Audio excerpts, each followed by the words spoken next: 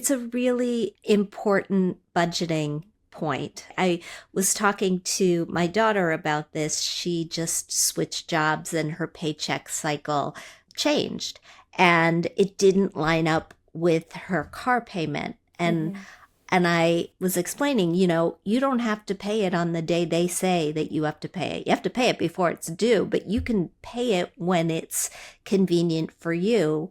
You can also call your creditors and ask them to change your payment cycle. People don't really understand that you have some control there. They'll move the dates around to make it easier for you to give them their money.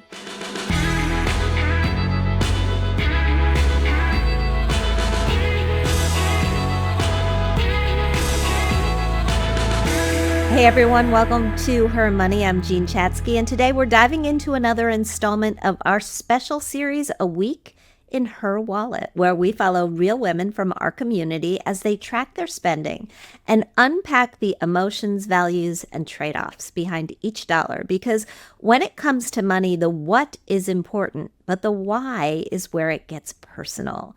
This week, we're heading to Atlanta, Georgia to meet Kristen. She is a single professional in her 40s with a big job that has her traveling several times a month. This particular week was no exception.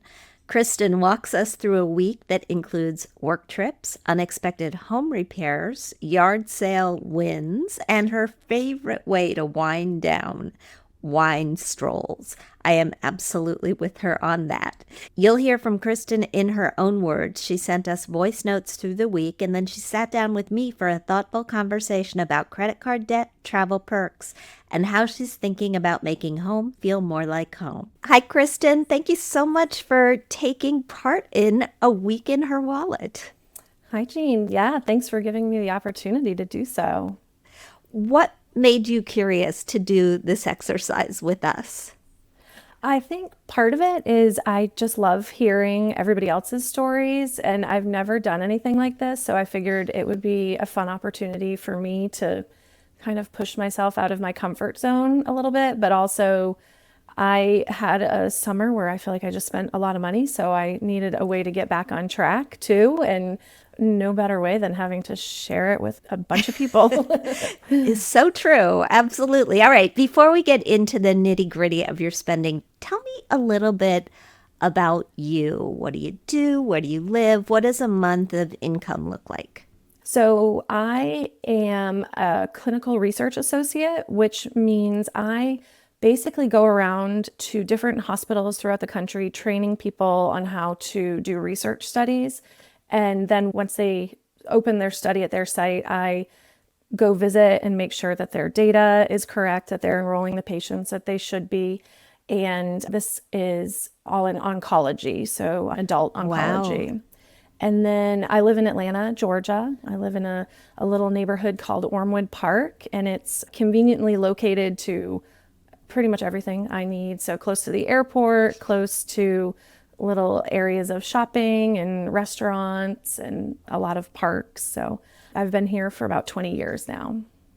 Amazing. So you're saving lives. I mean, that's what you're doing. You're saving lives with your research. I'm a data nerd, so I think that studies in general, I read a lot of them, mostly financial ones, but I just think it's fascinating, and the protocol has to be followed so precisely in order to make sure that the results hold up and can be replicated. And you're doing this in oncology, so wow, that is it's so impressive. What does a job like this pay? So I think there's a range, and it also depends on what kind of area you're in, what disease indication you're in. But I would say anywhere from probably about 100 to probably 175 or so. Because we travel a lot, I think we get paid a little more. And as you progress in your career, obviously, as you move up the ranks, you get paid more. So it's dependent on that. And then we have different certifications depending on your disease indication. And I think that also helps. Are you married, partnered, single? No, I'm single and looking. Okay. Atlanta, put it out there. Yeah. So it's just me. I have a dog. And so I live, here. I have a house. or a townhome actually, by myself that I was telling somebody before I got about 12 or 13 years ago. I said it was the steal of the century, so I'm very happy to be here still. Wow, you were a homeowner very, very young. Yes, I was trying to decide if I wanted to go move back to New England where I'm from or stay here, and I found this deal and I could not pass it up. And I was actually, when I purchased it, I was paying less in my mortgage and HOA than I had been in rent, so I figured I would go for it. How old were you when you bought it? I was 31, I think. Okay, so you're in your early 40s at this Yeah, point. yeah, I just turned 44. Happy birthday. Thank you. All right, so let's dive into your week. Just doing my Monday check-in. I am just back from North Carolina. I had to travel there yesterday for a work visit, and then I'm heading out again tomorrow morning for a visit in Missouri, and then I'll be home Wednesday evening and be here for the rest of the week and actually through next week, which is really exciting. Today was a strange spend day just because I've been waiting for information about a few things to book, and they all seem to happen today. One of the things I did was I purchased entry to a run walk that my friend's company is hosting, and it benefits a pet shelter in my town. And then another friend and I are going to New York City next month to celebrate our birthdays. So I bought tickets to the Tenement Museum, and I sent my dad some money because he let me use his Best Buy card to buy a laptop late last year because he pays for some service where the Geek Squad will fix it. So I sent him money every month for that. And I had to pay for breakfast, or the over expenditure, I guess, for breakfast this morning at Hilton because they give me a food and beverage credit, but it never covers breakfast, which is kind of annoying, but that's how it goes. At least I got something. Oh, I did stop at the grocery store and picked up some food so that I would have something for dinner. That is definitely one of the hardest parts about traveling, is not really being able to fully plan for meals, especially while I'm on the road, and never knowing exactly what time I'm going to get back because of how hectic travel is these days. Let's talk about your Monday. You called it a strange spend day. What is that all about? I travel for work a lot, so I was on the road. So it's always a weird, is this some money that I'm spending on my own, or is it because I'm traveling? So I think I had, a couple work food expenses, but then also a couple things that popped up that I had been waiting on. So I finally got the details. So it was kind of things that I normally wouldn't be paying for. I ended up purchasing that day. A little out of the norm. Got it. Is it tough when you're on the road keeping your expenses separate from your work expenses? And do you have any hacks that you use or tips for people? I'm so guilty of this. I travel for work and I try to keep my receipts, but I know I end up footing the bill for things that I should be expensing. Yeah. So we get a per diem when we travel. And so I try to keep that in mind in terms of food. But I'm very lucky. My company will cover if I have to pay for parking or I have to drive to dinner or anything like that. They'll cover all of that. So I don't have to worry about it. And I typically try to stay under the per diem because then I get to keep whatever is extra.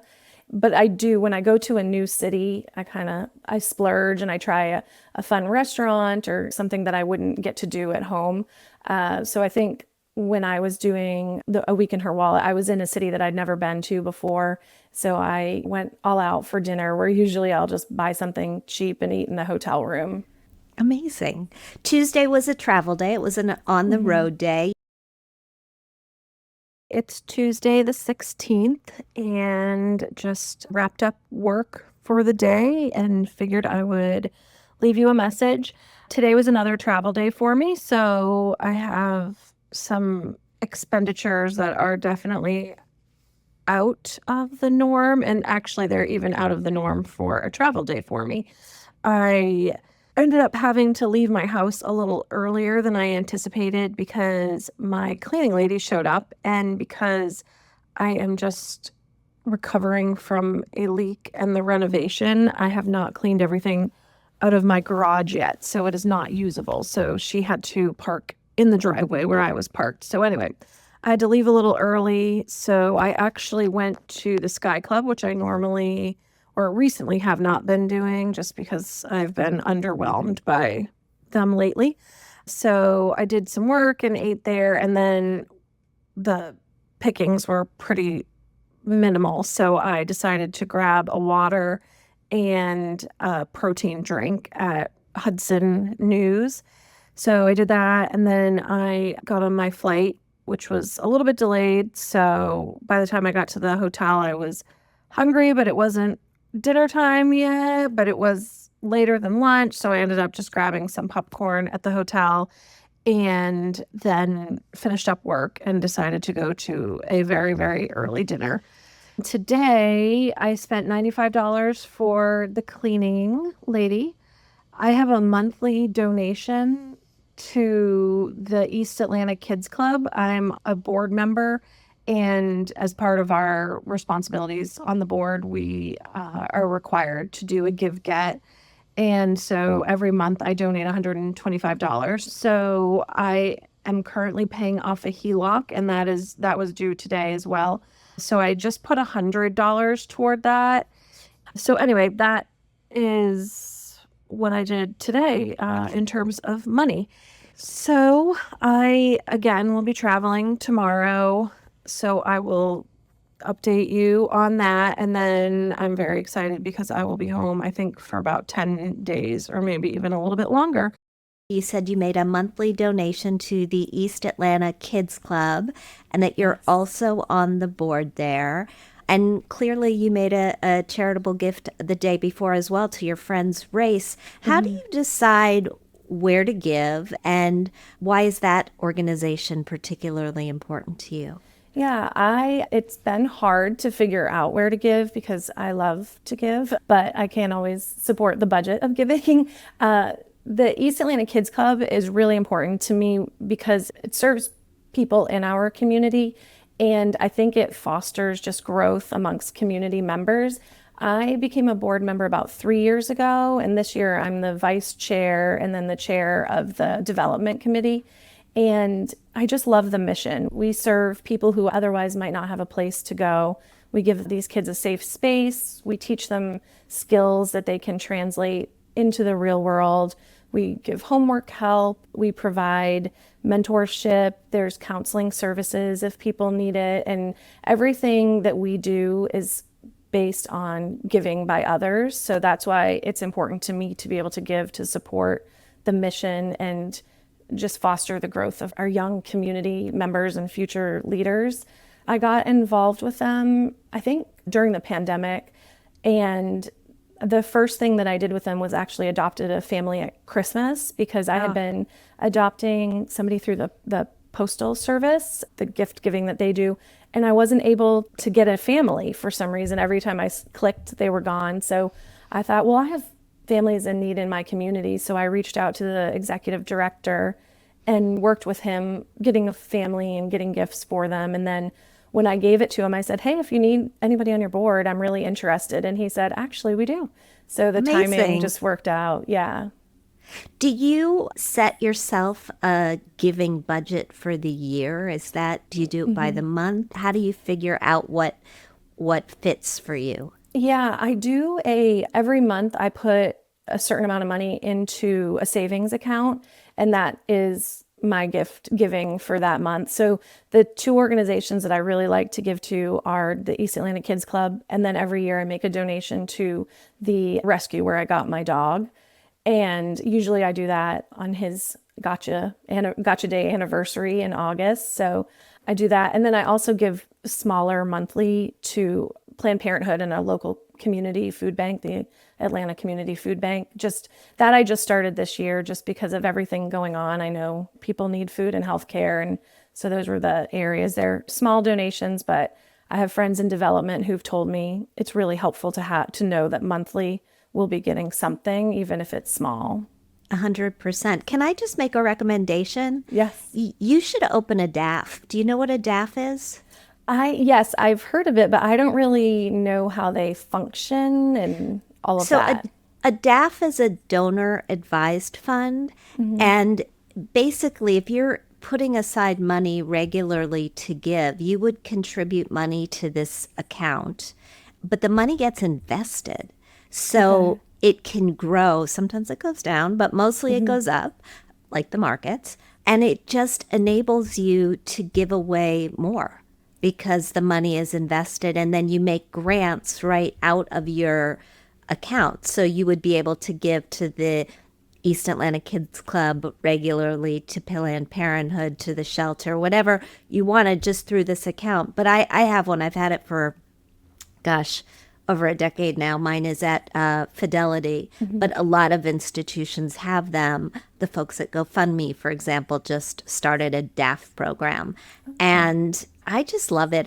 It makes me feel like a philanthropist, honestly, because they call it granting rather than giving. And I like that the money has grown and enabled me to sort of double the amount of money that I've given away. Yeah. So if I opened that, would then the money just go directly from that each month to these organizations? Oh, Yeah, okay. so you make the contribution into the DAF. You get a tax deduction if you're itemizing these days for making that charitable contribution. And then when you tell the financial institution to give the money to the organizations that you want to support, you don't get a tax deduction at that point because you've already taken it. Oh, interesting. Yeah, I'll look into that. Thank you. Sure. You have said you're in the process of paying off a HELOC. Tell me a little bit about that, and did you make a payment during the week? Yeah. So because I am single, one of the things that my financial advisor and I have talked about is how it's really good to have kind of a safeguard in case anything happens. And so to have some money that is available for me in a good amount if I needed it. And so I've always had one open and kind of as a just in case. And this is the first time I've had to dip into it. I had a leak in May of this year and ended up causing some damage. And I have great insurance that covered pretty much everything. But while the people were here working, I thought now is the time to do some updates and upgrades if I want them. So I did some upgrades and I got very lucky. I think I ended up paying only about $8,000 extra to get an entirely new bathroom, all hardwood floors, and a bunch of nice things that I've been looking forward to.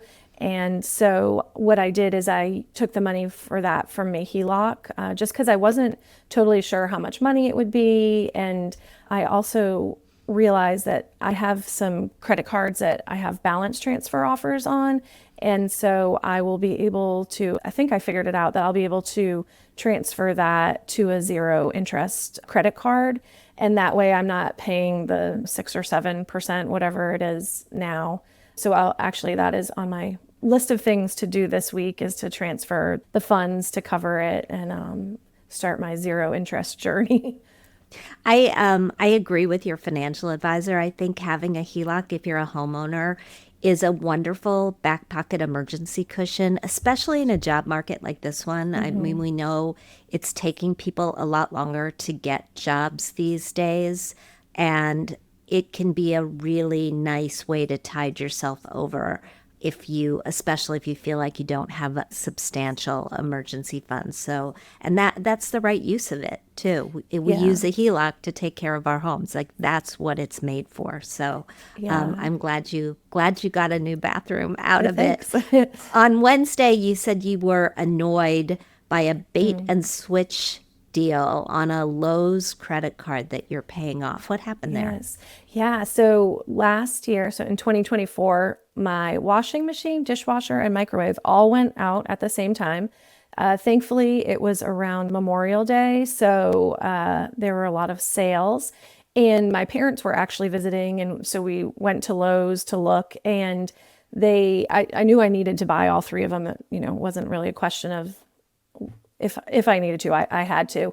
And my dad was like, well, I have the Lowe's card. I get, for 12 months, I have 0% financing if you want to use that. And the woman said, actually, we have a deal. If you open a Lowe's card right now, it's 18 months financing. And then you get 6 extra months out of it basically to pay it off. So I opened the card and then immediately set up my payment so that I'd pay it off. I think it was like $100 a month or something to meet the 18 months. Well, I never really checked it, which was my mistake, but I looked this summer for some reason, I think because I was buying a bathtub for my new bathroom, and I saw that I had been charged a great deal of interest because my promotion ended in May. And I called them and I was like, but I was told it was 18 months. That's the only reason I opened the card. All the signs said it. And the representative said, no, there was nothing for 18 months available at that time. And so I need to do a little more digging and go and speak with somebody at the store. But honestly, I've been real annoyed about it. So I needed to calm down a little bit first before I go in and talk to somebody. Yeah, you should definitely follow up on that because that sounds terrible. Yeah. Well, and it was a hefty, I actually think the interest was more than 2 of the pieces that I purchased together. So I'm not surprised. I mean, when those deals expire, they hit you with the full interest charge from the very beginning. Yeah. So if you have trouble with that, come back around and we can try to help you. Okay, thank you. I appreciate that. We're talking with Kristen about the week in her wallet. I spent $640 on my mortgage. I pay twice a month, so I end up making 13 payments a year, 13 full payments. I pay 26 times instead of just paying monthly. And I started this when I first bought my place because of the way I got paid where I was working at the time. And I realized that it actually helps me make one additional payment a year. So I have just stuck with it throughout the years to help pay things off a little faster if possible. And I also picked up my dog for the dog sitter. So he had been there since Sunday. Because of my travel times, I wasn't able to get him until Thursday morning. So I paid $120 for that. One of my friends watches him. I have 2 dog sitters, so I kind of switch back and forth. I try to keep it so that I have options available if needed, but my friend gives me a friend's discount. And then on the way home from picking him up, I stopped at the grocery store because I didn't have stuff for lunch. And then I wanted to get a few things to add to dinner. And I think I got some lemon juice for my water. So that came to $31. And then because I hadn't been using my garage door a lot while I was getting my renovations, it got off balance somehow. So on Saturday, after I returned home from a board event, the garage door wouldn't shut. And I wasn't able to get anybody out to fix it that day. So basically, they came yesterday to take care of it so that it now closes and works properly. And that was $268. So not a super exciting expense day, but a lot of it was items that just had to be done. On Thursday, this was interesting. You talked about paying your mortgage twice a month rather than once a month. Why are you doing that? Are you trying to pay it off faster? No, it's actually when I first bought my place, the way I was getting paid was I would get paid every 2 weeks. So I wasn't making a lot of money at all. So it was easier for me to cut my payments in half.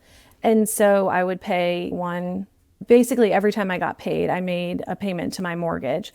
And I got used to it because I did it for so long that I just do that now. And it's just kind of the way that my mind works, I guess, at this point about how to pay it. But there is the added benefit of, being able to pay things off earlier.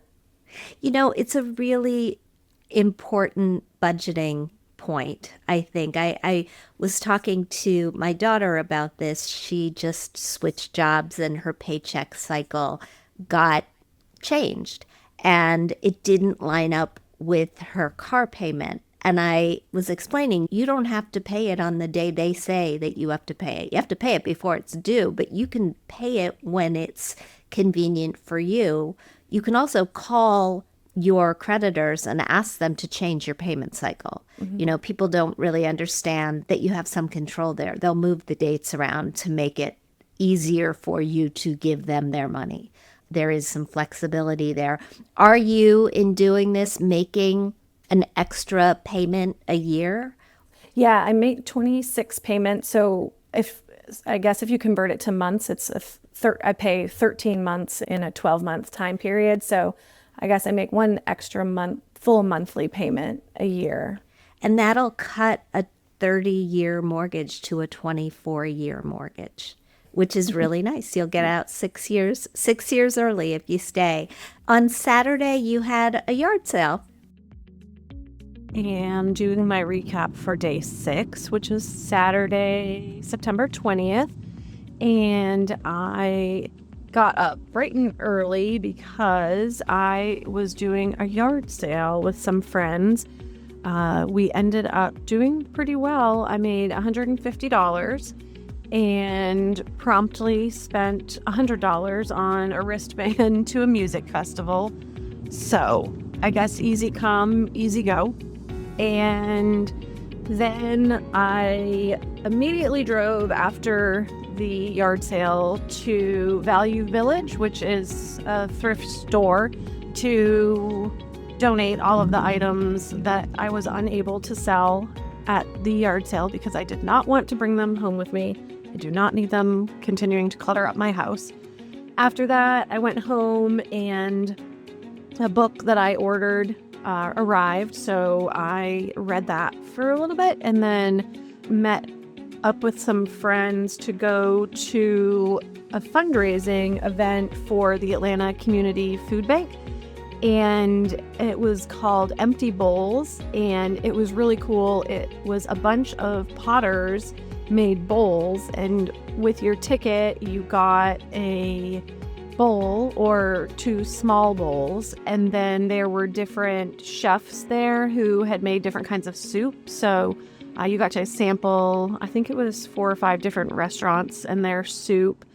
And then you could also purchase additional bowls if you wanted. And toward the end of the event, they discounted the price. So the bowls went from $40 and I think $20 down to $20 and $10. So I ended up getting a couple extra bowls so that I have some gifts for the holidays.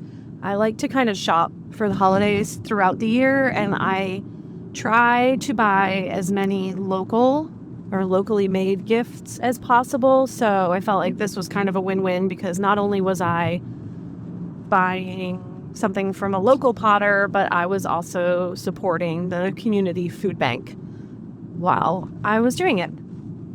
And then after that, I grabbed some drinks with friends. So the total that I spent was $21 on wine at the event for my friends and I. And then I spent $50 on bowls. So that was $71 there. So that is my spend today. I will talk to you soon.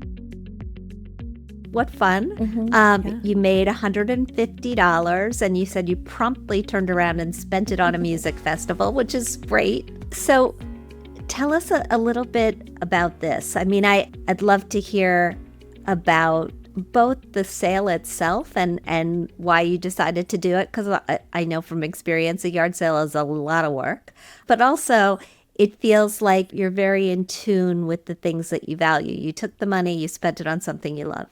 Mm-hmm. Yeah. So I think having the leak at my house, I had to move out of a lot of rooms, and I realized I have a lot of stuff that I just don't need, but it doesn't necessarily need to go into the dumpster, and it's nice stuff that maybe other people could use. And so I had a yard sale with some friends who are neighbors.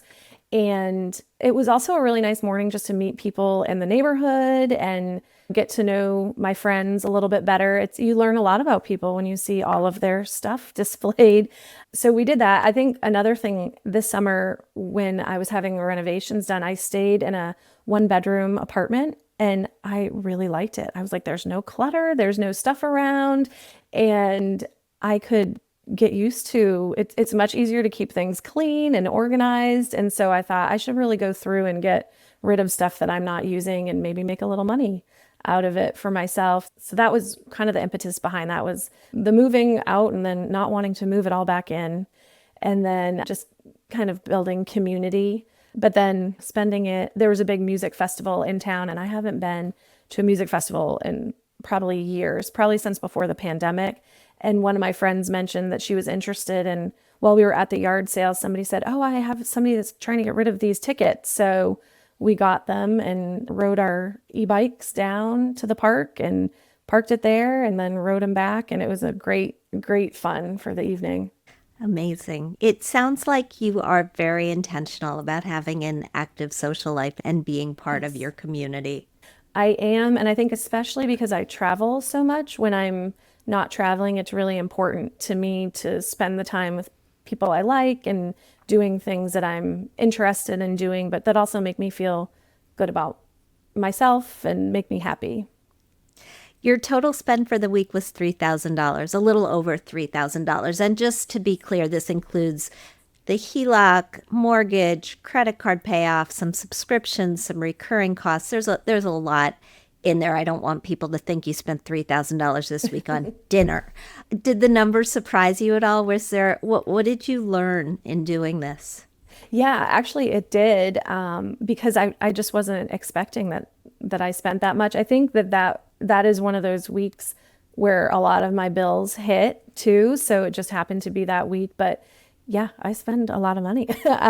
It made me think I need to slow it down. But it is funny because a lot of it is not on food, which is usually a big part of social life, is going out and having food. And that week, it just didn't happen to be that. But that is something I've been working on, is trying to be more intentional with my food spending and just kind of spending in general, especially after the summer. But yeah, I was a little surprised at how much it was. It does sound to me like you spend pretty joyfully. When you took our MoneyType quiz, you were 85% connoisseur and 83% nurturer. Based on both your spending and the fact that you love giving so much, that totally tracks to me. Did it track to you? Yes, I'm not surprised at all, because I do love to do fun things, but also to give. And so it made a lot of sense to me. If you're listening and you haven't taken our MoneyType quiz, I find it really eye-opening. A lot of the women who've taken it have said to me they feel really seen. You can find it at hermoney.com or at moneytype.me. And it's something that we ask people to do as part of the A Week in Her Wallet process. For other women who are trying to be more intentional, but also, like you, have a lot on their plates, what advice would you give to them? I think in terms of the being intentional, just to really try to focus on the things that bring you joy and that make you happy. You know, we work really, really hard and a lot of hours, so we should enjoy it. And I think finding the things that really, or maybe even spark creativity in you, if you spend on things like that, it just makes life a lot nicer. And I think one of the things that I've learned over time, especially with giving, is I used to just give to anybody who ever asked. And then, I feel like I'm not being as impactful that way. So I really had to kind of focus on things that were important to me. And also in my role on the board, I have to ask for money too, which is always a little challenging. But I've found that if you're really passionate about something, it can help others feel that passion as well. And maybe their passion isn't the same as mine, but it helps them kind of figure out what works for them. So just finding those things that that make you happy make spending money maybe a little easier, maybe too easy at times. Maybe too easy at times, but I think it also means that you put some guardrails up when you understand what's important to you. And that's kind of the point. Kristen, this has been such a pleasure. Thank you so much for doing this with us today. Thank you. I appreciate the opportunity. It was a lot of fun. I'm so glad.